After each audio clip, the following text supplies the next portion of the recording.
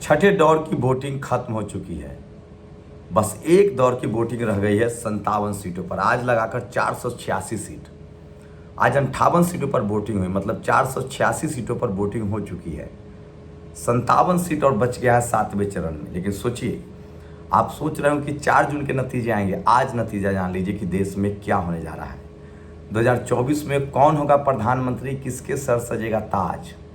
और सबसे बड़ी बात सोचिए, 57 सीटों पर लास्ट में फेज में जो वोटिंग है, जिसमें बनारस भी है, पूर्वांचल भी है, क्या ये सब जानबूझकर किया गया है? नमस्कार, मैं शंभू कुमार सिंह और आप देख रहे हैं नेशनल दस्तक। आप सोचिए, प्रधानमंत्री नरेंद्र मोदी बनारस की सीट पर लास्ट फेज में चुनाव हो रहा है, 7वें फेज में। क्या लगता है आपको, ये सब कुछ ऐसे ही है? क्या प्रधानमंत्री को जानबूझकर 6 फेजों में प्रचार करने की छूट दी गई ताकि प्रधानमंत्री देश भर में चुनाव प्रचार कर सकें और लास्ट में वो अपने क्षेत्र में जाकर कैंप कर सकें? अब भी आपको नहीं लगता है कि सब कुछ चुनाव आयोग में कौन तय कर रहा है? इतना ये देश भोला नहीं है, इस देश के पत्रकार इतने भोले नहीं हैं। लेकिन क्या कीजिएगा, इस देश में तमाम इंस्टीट्यूशन, चुनाव आयोग, टेलीविज़न चैनल, पत्रकार, anchor, income tax, ED, CBI, चपरासी से लेकर चीफ जस्टिस तक जो लोग बैठे हुए हैं, उनकी वैचारिक सहमति है बीजेपी और आरएसएस के साथ। और वजह आप सब बेहतर जानते हैं। जैसे मेरी वैचारिक सहमति इस देश के दलित, पिछड़े, आदिवासी, किसान, अल्पसंख्यक, गरीबों के लिए है, क्योंकि वो पीड़ित हैं। लेकिन ताज्जुब होता है जब प्रताड़ित करने वाले की वैचारिक सहमति उनके साथ हो, तो क्या कहा जा सकता है। तो इस चुनाव आयोग में जो बीजेपी और एनडीए का जो सबसे बड़ा गठबंधन है, वो है चुनाव आयोग।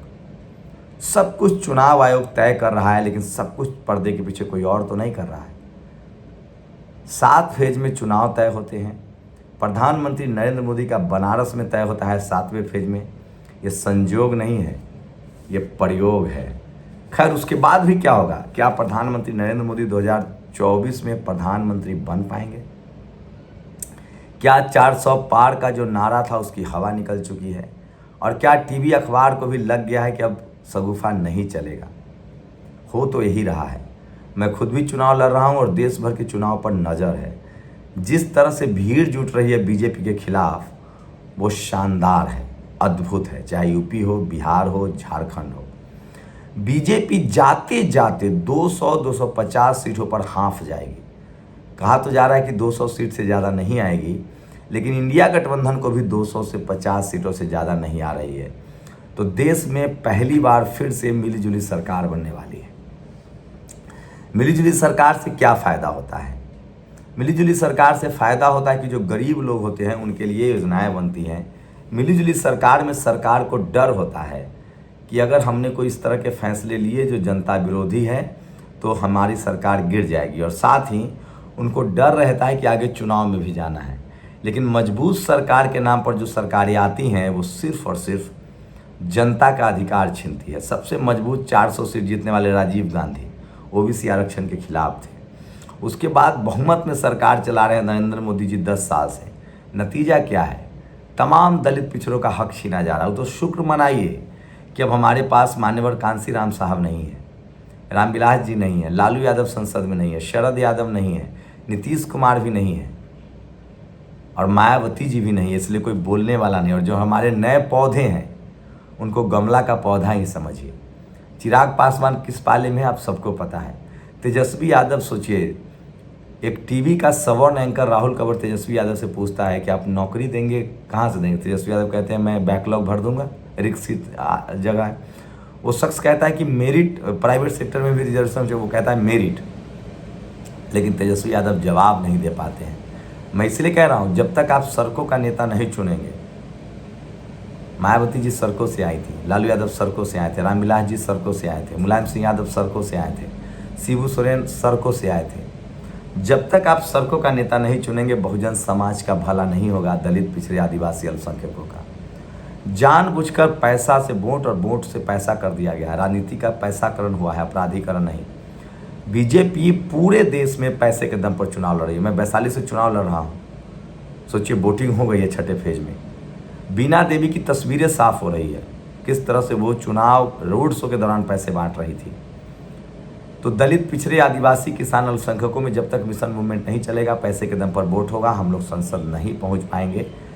तो इसलिए मैंने तय किया कि मैं लगातार मिशन चलाऊंगा। लेकिन अब खबर पर आता हूँ, आखिर 5 साल चलेगा क्या? 5 साल इस देश में बहुजन चलेगा, बैकवर्ड चलेगा।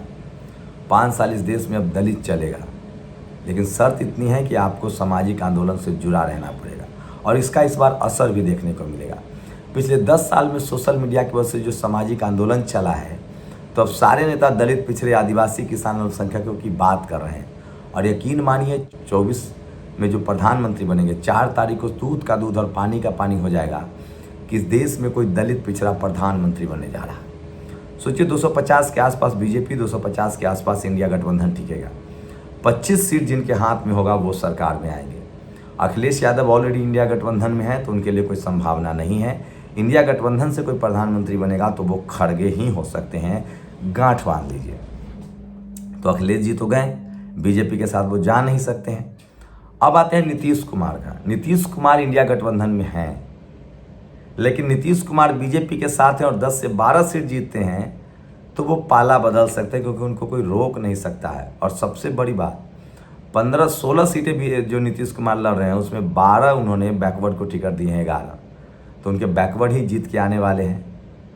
तो प्रधानमंत्री पर जब 15-20 सीटों का पेच फंसेगा तो सबसे बड़ा नाम नीतीश कुमार का होगा, और वो प्रधानमंत्री के लिए दाव पेच करेंगे। उसके बाद तेजस्वी यादव नहीं बन सकते हैं, क्योंकि उनके पास सीटें आ भी गई तो वो इंडिया गठबंधन के हिस्सा हैं, और इंडिया गठबंधन में खड़गे ही प्रधानमंत्री बनेंगे। उसके बाद मायावती या जगन मोहन रेड्डी या ममता बनर्जी। जगन मोहन रेड्डी किसी पाले में नहीं है, लेकिन उनके नाम पर सहमति नहीं बनेगी। नवीन पटनायक किसी पाले में नहीं है, लेकिन उसके नाम पर सहमति नहीं बनेगी। ममता बनर्जी किसी पाले में नहीं है, लेकिन उनके नाम पर भी सहमति नहीं बनेगी। अरविंद केजरीवाल इंडिया गठबंधन में है, वो चाह भी लें तो 3 सीटें, और पंजाब 2, 4, 5 सीटें हैं। असली दाव मायावती जी पर लगा हुआ है। अगर यूपी में 20 सुप्रीमो सीटें जीतती हैं तो प्रधानमंत्री बन सकती है, और उन पर सहमति भी लग सकती है, क्योंकि वो दलित समाज से हैं। और अगर 20 से 25 सीटें यूपी में निकालती हैं तो मिरेकल होगा। और सोचिए किस तरह से जातिवाद पर वोटिंग हुई है। बिहार में लालू जी की बेटी चुनाव लड़ रही थी सारण से, राजीव प्रताप रूडी राजपूत समाज के, 2 यादवों को गोली मार दिया गया। आप सोचिए, जो ये टीवी अखबार कहता है कि दलित पिछड़े जातिवादी होते हैं, उनको बता रहा हूँ। मुंगेर में ललन सिंह के खिलाफ एक महतो कुर्मी समाज के लड़ रहे थे, वहाँ कुर्मियों ने वोट नहीं, सवर्णों ने वोट नहीं दिया। सोचिए काराकाट, उपेंद्र कुशवाहा बैकवर्ड समाज से हैं, वो चुनाव लड़ रहे हैं बीजेपी से, इंडिया गठबंधन से, वहाँ सवर्ण समाज के लोग पवन सिंह को वोट दे रहे हैं। आप सोचिए कितनी बड़ी विडंबना। वैशाली में यही हुआ है, वैशाली के लोगों ने भी बिल्कुल वोट नहीं दिया है गैर सवर्णों को, क्योंकि वैशाली में दोनों उम्मीदवार, एक जो उम्मीदवार हैं वो भूमिहार समाज से, जनरल कैटेगरी से, दूसरे बीना देवी, वो भी जनरल कैटेगरी से हैं। और ये बात जो सारण में हुआ, जो काराकाट में हो रहा है, जो मुंगेर में हुआ, वो तमाम कुर्मी यादव सब देख रहे हैं, और उन्होंने तय किया कि सवर्ण को वोट नहीं देंगे। इसलिए वैशाली में जमकर बहुजनों ने बैकवर्ड यानी हाथी छाप को वोट दिया है।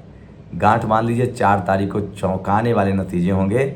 मैं फिर कह रहा हूँ, इस देश में पहला दलित या पिछड़ा प्रधानमंत्री मिलने जा रहा है। या तो खड़गे होंगे, नीतीश कुमार होंगे, या मायावती जी होंगी, जो मैंने कहा। और वैशाली से बैकवर्ड ही जीतेगा, ये भी लिख लीजिए। जमकर लोगों ने वोटिंग किया, चुपचाप हाथी छाप। तो प्रधानमंत्री नरेंद्र मोदी का तिलिस्म खत्म हो रहा है। और सबसे बड़ी बात, सोशल मीडिया की वजह से बहुजन समाज के लोग जिस तरह से जागरूक हुए हैं, आने वाले समय में आपको चमत्कार दिखेगा। और मैं फिर कह रहा हूँ, चंद्रशेखर रावण की भी पूरी संभावना है चुनाव जीतने की। कन्हैया कुमार चुनाव जीत रहे हैं, लेकिन सोचिए कन्हैया अगर बेगूसराय से लड़ते तो फंस जाते। लकी थे, उनको दिल्ली मिला और जीत गए, क्योंकि ग्रामीण इलाकों में चुनाव जीतना बहुत मुश्किल है। खैर, तो 2024 में प्रधानमंत्री नरेंद्र मोदी नहीं बने जा रहे। एक जो सबसे खतरनाक चीज़ हो सकता है कि तमाम दलों के सवर्ण जो उम्मीदवार हैं वो बीजेपी में जा सकते हैं पाला बदल के। तो सवर्ण उम्मीदवारों से सावधान रहिए, किसी पार्टी में हो। अंत में वो बीजेपी के साथ जाएंगे, यही एक खतरा है जो नरेंद्र मोदी के पक्ष में जाता दिख रहा है। शुक्रिया। नेशनल दस्तक की आपसे गुजारिश है कि अगर इसको बचाना चाहते हैं तो नेशनल दस्तक को सब्सक्राइब करने के लिए रेड कलर के सब्सक्राइब बटन को दबाएं, फिर बेल आइकन की घंटी दबाएं। नेशनल दस्तक को बचाने के लिए बहुत जरूरी है कि हर खबर को शेयर करें, लाइक करें, कमेंट जरूर करें।